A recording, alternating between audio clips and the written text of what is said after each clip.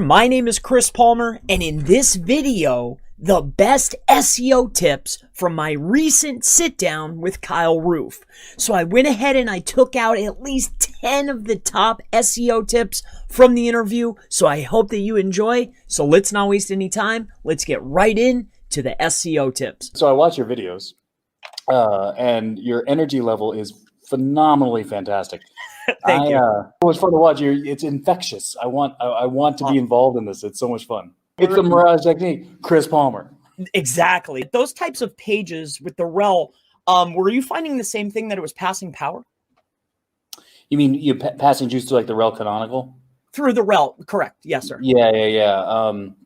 I agree. Google is actually providing a ranking factor within the SERPs by those bolded terms. And they are the exact keyword, but then they're also the phrase is broken up, or pieces of the keyword broken up into manageable chunks. What you'll find is that very rarely do you need to put a 4-word long tail phrase multiple times on a page. The joke, Google goes after people who do a lot of black hat stuff, like link farms, PBN farms that are selling links en masse. And they go after them and they slap them. Well, we could say 80 or 90% of everything that you've been doing, you've probably been doing. I'm sure you've advanced some things, but a lot of it has really been the same. I say that all the time. If you think about a bell curve, the 10 to 15% on each side, that's what Google is going after, because that's where people are really trying to scam and spam, and they're trying to, I don't know, Craig Campbell things might be a good term to coin. That's what Craig Campbell is. But they can't change that middle part, that 70 to 80%, because it's too expensive. One thing I want to preface this by is that I think it's important to do a mind shift in terms of worrying about ranking for a particular keyword to how a page is performing. Okay. You SEO a page, right? And the idea is that it might be a page that exists. It might be a brand new page, but there's a benchmark. So this page, let's say I do mostly client work. This page exists, and we're going to come in, and now we're going to SEO this page. So it has a certain amount of it has benchmarks, where it's at with in terms of the impressions, its clicks, the amount of keywords it ranks for, and its conversions. Those are the 4 most important metrics. So we're going to come in and try to improve those metrics. Keep in mind, the individual keyword ranking had nothing to do with any of those metrics. It has absolutely nothing to do with how that page is performing. You could rank number 1, 2, 5, 50. It doesn't matter for one particular term if you're getting clicks, impressions, conversions, etc. So with that mindset, something that I've worked on a lot is getting with my H2s and H3s, so my subheadings. I think you want to think of your page as a Roman numeral outline. Okay. And those are critically important because they can create a page that is semantically related. And the advantage to creating a page that is semantically related is that you will rank for more keywords. And the more keywords you can rank for, the more impressions you can get, which makes you more eligible for more clicks.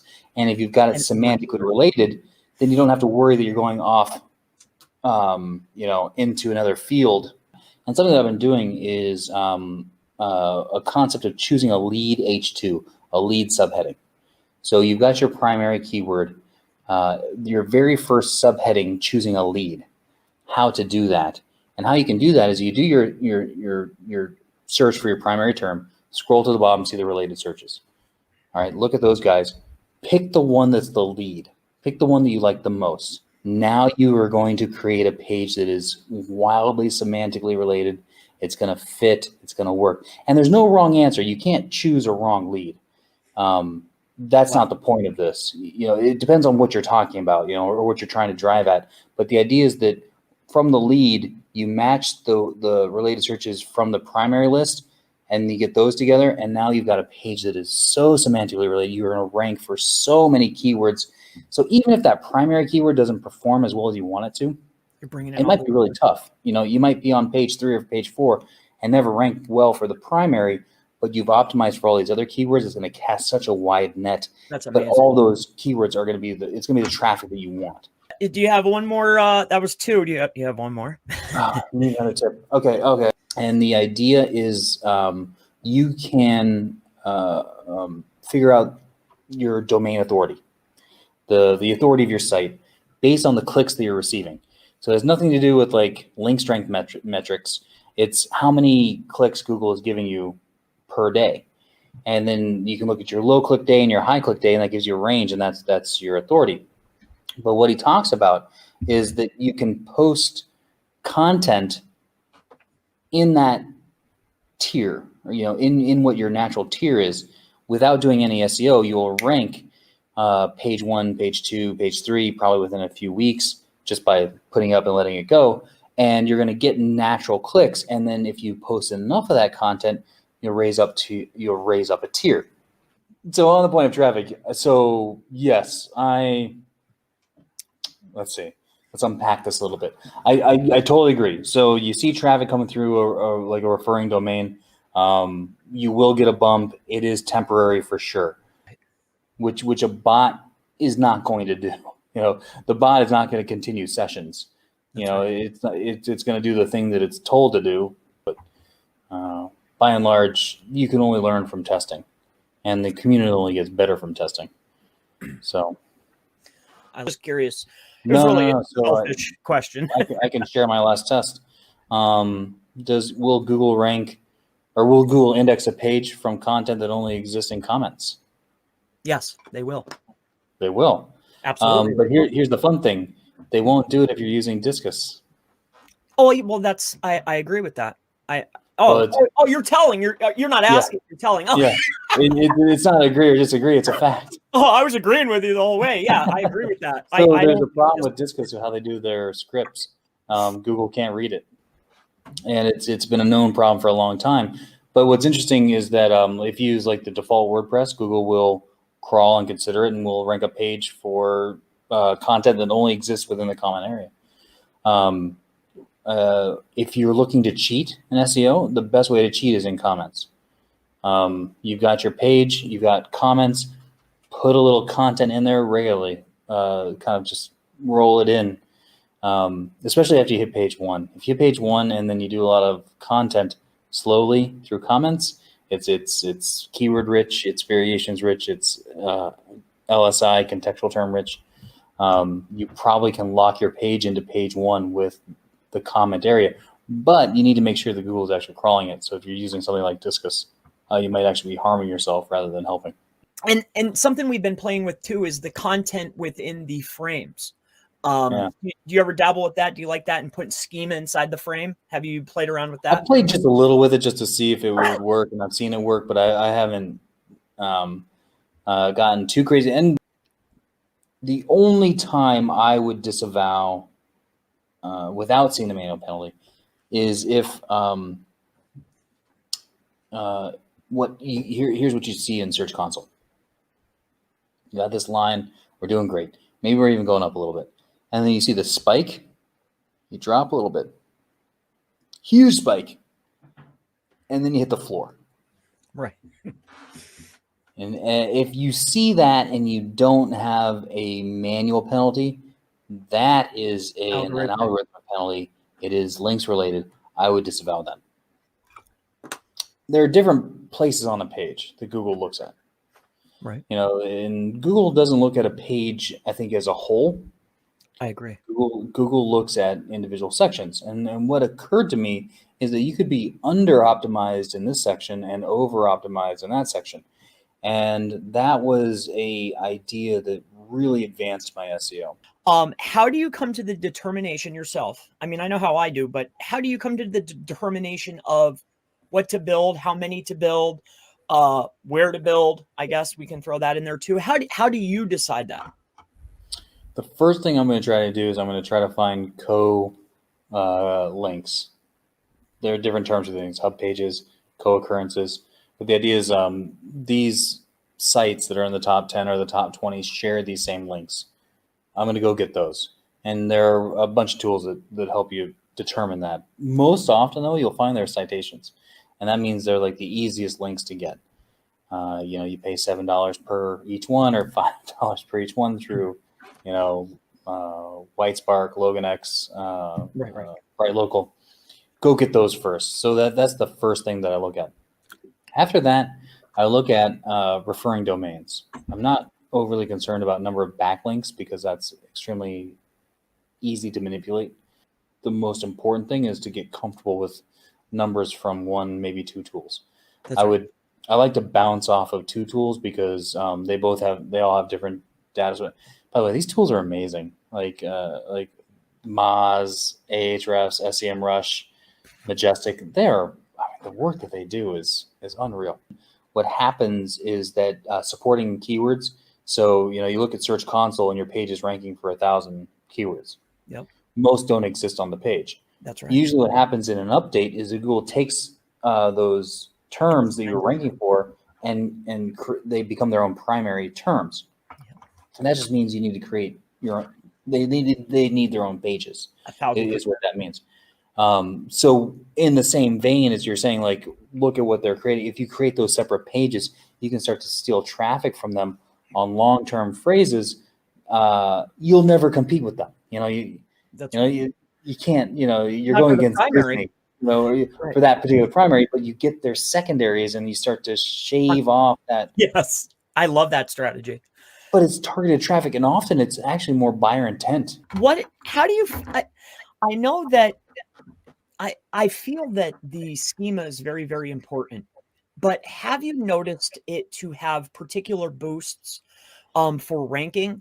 And aside from the OG, aside from, the typical stuff that's injected into the page when you sign up for a plugin, what other schemas should myself and other users be utilizing that you found to be, aside from all the ones everybody knows, article schema, like OG and breadcrumbs and all that kind of stuff. Have you found any that, maybe because there's a lot, you know what I mean? Yeah. There's a lot going on there. What should I be looking at? What shouldn't I be looking at? What are you looking at? What are you implementing on every page? Like let's talk about schema. Sure. I'm focusing on creating a business page. So it's usually the home page, and that's for a corporation or a local business. So we have identified this is that page. On that page, I will identify the founders. I will identify people. Mm-hmm. Okay, and then depending on the size of the business or what's going on, there's usually like an About Us page or like a team page. I'm going to identify that page, and in that page, I'm going to identify people. And the reason I'm going to do that is that then some of those people are going to write content for me. So once they write content on a blog, if you will, I'm going to identify them as an author. And I've already identified them as a person, and I've already identified a corporation or a business. You can see how the cascade. Yes. We are a thing. These are our people. This is our author. And so each of my authors, I want to have a individual bio page because you can reference that within the authorship schema. So I think that's a tight way to do it, and it helps. And here's what I want to say. I don't think it helps with ranking. Right. But it helps you maintain your ranking when Google does a medic polar bear paw slap. You will stay put because you identify that you're a real company and you have founders. You identify that you have a team with people. You identify that you have authors and you cited them. And all that then cascades in this thing of real, because real companies can do that. And real companies are happy to do that. You know who hates to do that? Affiliate marketers who are hiding in, a closet somewhere, fiercely hacking their pages. Yeah. They don't want to do that. They don't want to give that information. So be real and be real with people, and you can do that within your own schema. And truthfully, you can fake it. I mean, right. It's not that hard. But that's the schema that I like a lot right now, is to go through those steps to identify corporation, team, author, and then the content that I put out has that tag that identifies those people. Okay. And then as far as the other little micro formats that are within it, do you implement any of those? Would you, mark up like, I forget exactly what it's called off the top of my head for some reason, but do you mark up each little segment too? Do you do that as well? Or do you think that that's unnecessary? Because Not each little segment, but I would,